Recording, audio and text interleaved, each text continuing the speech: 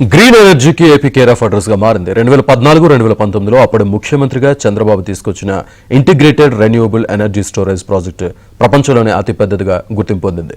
త్వరలోనే ఆ ప్రాజెక్టును ప్రధాని మోదీ, సీఎం చంద్రబాబు జాతికి అంకితం చేయనున్నారు. కర్నూలు జిల్లా పిన్నాపురంలో నిర్మితమైన గ్రీన్ కో ప్రాజెక్టును పలు రాష్ట్రాలకు చెందిన మంత్రులు సందర్శిస్తున్నారు.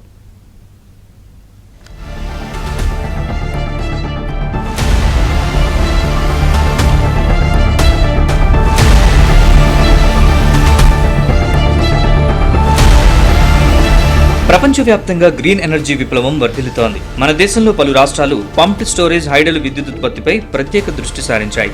మనకు తెలిసి వాటర్, విండ్, సోలార్, థర్మల్ వినియోగించి కరెంటు ఉత్పత్తి జరుగుతుంది. వీటిలో థర్మల్ ద్వారా విద్యుత్ ఉత్పత్తికి ఖర్చు రోజురోజుకి పెరుగుతోంది. దీనికి తోడు పొల్యూషన్ కూడా ఎక్కువే. దీంతో ఏదో ఒక రిజర్వాయర్ ఆధారంగా జల విద్యుత్ ఉత్పత్తి చేసుకుంటున్నాం. మన దేశంలో విద్యుత్ ఉత్పత్తికి వనరులు ఉన్నప్పటికీ అవసరానికి సరిపడా కరెంటు ఉత్పత్తి జరగడం లేదు. దీంతో విద్యుత్ డిమాండ్ ఏడాదికేడాది పెరుగుతోంది. భవిష్యత్తులో ఇది మరింత పెరిగే అవకాశం ఉంది. ఆంధ్రప్రదేశ్లో కరెంటు కొరతను తీరుస్తూ నాణ్యమైన విద్యుత్తును అందించేందుకు ఏపీ సీఎం చంద్రబాబు గ్రీన్ ఎనర్జీకి రూపకల్పన చేశారు.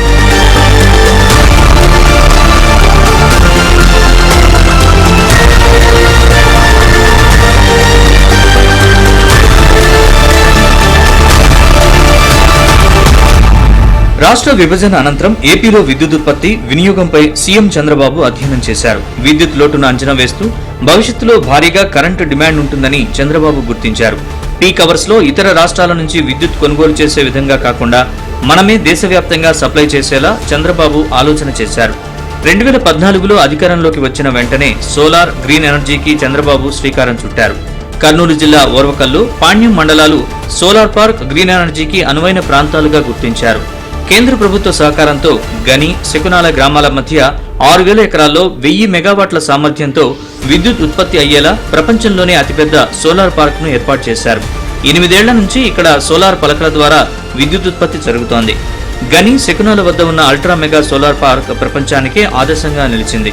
దీనివల్ల లోకల్ గా కరెంట్ అవసరాలు తీరడంతో పాటు చాలా మంది ప్రత్యక్షంగా, పరోక్షంగా ఉద్యోగ అవకాశాలని పొందారు.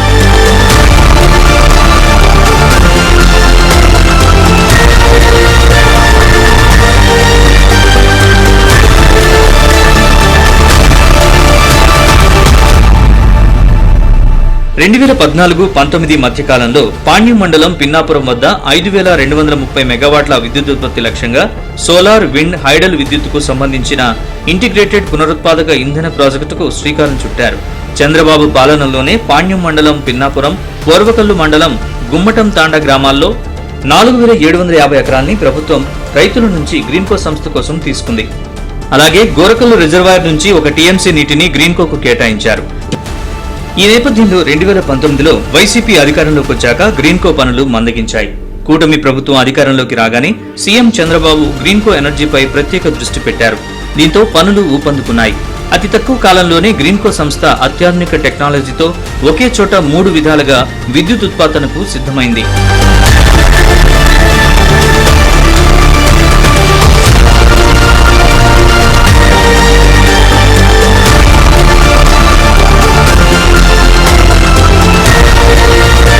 మొదటి విధానంలో పగటిపూట సోలార్ ద్వారా ఉత్పత్తి చేసిన కరెంటును బ్యాటరీలలో స్టోర్ చేస్తారు. రెండో విధానంలో రాత్రిపూట ఆ పవర్ ను వినియోగించి దిగువ రిజర్వాయర్ నుంచి ఎగువ రిజర్వాయర్ కు నీటిని పంపింగ్ చేసి విద్యుత్ ఉత్పత్తి చేస్తారు.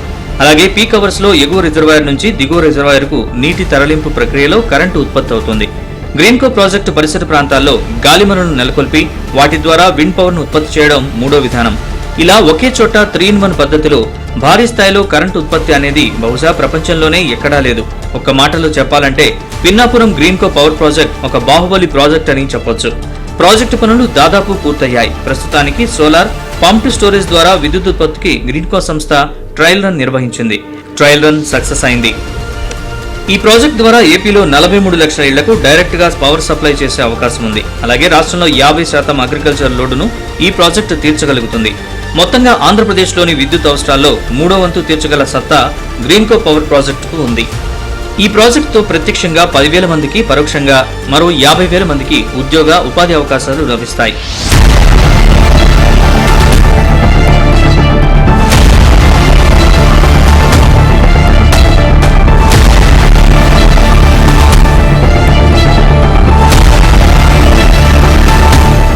ఇటీవలే Greenko solar park pumped storage project site ని ఏరియల్ వ్యూ ద్వారా AP deputy CM Pawan Kalyan పరిశీలించారు. రాళ్లు రప్పల్లో ఇంత మంచి ప్రాజెక్టు చూసి ఆశ్చర్యపోయానని ఆయన చెప్పారు. ముందు చూపుతో ముఖ్యమంత్రి చంద్రబాబు తీసుకొచ్చిన ఇంటిగ్రేటెడ్ రెన్యూబుల్ ఎనర్జీ ప్రాజెక్ట్ దేశానికే తలమానికంగా నిలుస్తుందని పవన్ కళ్యాణ్ అన్నారు. ఈ క్రమంలోనే కేంద్ర మంత్రి Prahlad Joshi, Telangana deputy CM Bhatti Vikramarka Pinnapuram Greenko power project ని సందర్శించారు. ఇలాంటి ఇంటిగ్రేటెడ్ పవర్ ప్రాజెక్ట్ దేశంలోనే ఇప్పటివరకు ఎక్కడా లేదన్నారు. తెలంగాణలో కూడా ఇలాంటి ప్రాజెక్టు నిర్మించాలనే ఆలోచనతో పిన్నాపురం గ్రీన్కో పవర్ ప్రాజెక్ట్ ని పరిశీలించామని తెలంగాణ డిప్యూటీ సీఎం భట్టి విక్రమార్క తెలిపారు. పవర్ ను స్టోరేజ్ చేసుకోవడం కోసం కొన్ని ప్రక్రియలు ప్రపంచవ్యాప్తంగా జరుగుతూ ఉన్నాయి. అందులో బ్యాటరీ ద్వారా స్టోరేజ్ చేసుకునే విధానం ఒకటి, వాటర్ బ్యాటరీ ద్వారా చేసుకునేటువంటి విధానం ఇంకొకటి. ఈ వాటర్ బ్యాటరీ, ఈ పంప్ స్టోరేజ్ అనేది కూడా వాటర్ బ్యాటరీగా కూడా పిలుస్తాం. అంటే ఉదయం పూట ఉత్పత్తి అయ్యేటువంటి సోలార్ పవర్ని రాత్రిపూట అంటే తక్కువ ధరకు వచ్చేటువంటి పవర్తో డే టైం వాడి ఆ వాటర్ని పైకి పంప్ చేసి పీక్ అవర్స్లో అదే వాటర్తో మళ్ళీ ఎనర్జీని అంటే కరెంటును ఉత్పత్తి చేసి ఆ కరెంటుని పీక్ అవర్స్లో కూడా సరఫరా చేయటం కోసం పెద్ద ఎత్తున వాడేటువంటి టెక్నాలజీ. దాన్ని ఇక్కడ కర్నూలు జిల్లాలో గ్రీన్కో వారు ఏర్పాటు చేశారు. మొత్తం మీద Greenko integrated renewable energy project ముఖ్యమంత్రి చంద్రబాబు విజన్ కు నిదర్శనంగా నిలిచింది. ఈ ప్రాజెక్ట్ ద్వారా ఏపీ గ్రీన్ ఎనర్జీ హబ్ కు కేర్ ఆఫ్ అడ్రస్ కానుంది. ప్రధాని నరేంద్ర మోదీ, ఏపీ సీఎం చంద్రబాబు త్వరలోనే పిన్నాపురం గ్రీన్కో పవర్ ప్రాజెక్ట్ ని ప్రారంభించి జాతికి అంకితం చేయనున్నారు. దేశంలో అన్ని రాష్ట్రాల నుంచి వచ్చి ఇక్కడ జరిగే పనులను చంద్రబాబు నాయుడు గారిని ఆదర్శంగా తీసుకొని వాళ్ళ రాష్ట్రాల్లో కూడా ఇట్లా గ్రీన్ ఎనర్జీని పవర్ను ఉత్పత్తి చేసే సంస్థలను పెట్టాలనే ఆలోచన అన్ని రాష్ట్ర ప్రభుత్వాలకు వస్తుందంటే అది ముఖ్యమంత్రి చంద్రబాబు నాయుడు గారి దూరదృష్టి, ఆయనకున్న అభివృద్ధి మీద ఆయనకున్న శ్రద్ధ అవన్నీ చూస్తే ఈరోజు అన్ని రాష్ట్రాల వాళ్ళు ఆంధ్రప్రదేశ్ వైపు చూస్తున్నారు. గతంలో ఏదైనా డెవలప్మెంట్ చూడాలంటే గుజరాత్కో ఎక్కడో వెళ్ళేవాళ్ళు, అట్లాంటిది ఇప్పుడు ఆ దేశంలోని అన్ని రాష్ట్రాల వాళ్ళు ఈరోజు ఆంధ్రప్రదేశ్కి వచ్చి ఇక్కడ జరుగుతున్న డెవలప్మెంట్ కార్యక్రమాలు చూస్తున్నారు. మరోవైపు వెనుకబడిన రాయలసీమ అభివృద్ధిపై చంద్రబాబుకున్న ఆసక్తిపై ఆ ప్రాంత ప్రజలు హర్షం వ్యక్తం చేస్తున్నారు.